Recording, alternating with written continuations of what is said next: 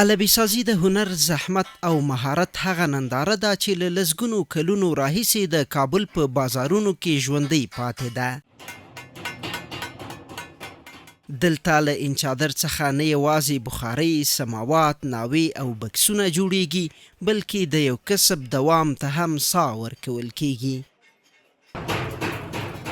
د علبی سازانو په وینا دوی له چینایي، پاکستانی او ایرانی انچادر څخه په استفادې د خپل زحمت او هنر په وسیله مختلف توکي جوړوي او د سیزن مطابق یې پر خلکو پلوري.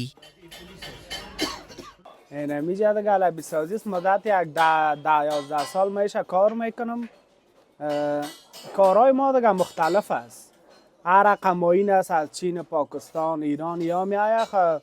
زمستان خانه طبعا خودتان میفهمین کار نعل چه زان خم ای گپاستک و در بارم کارها مختلف میشه. کارهای مواد تعمیراتی است، ناوس و مثلا کوره کباب است، وقت سوامات است، وقت گندم دروی، کندوس.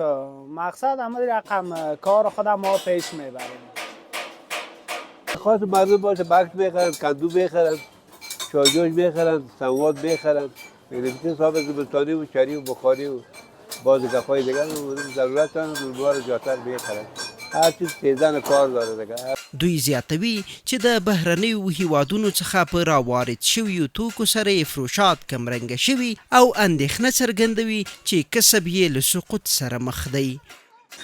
این همین تولیدات ما را خارج گرفتم، مثال بخاری های ترکی میآید یا میآید، بعد کار ما را رو به سقوط است.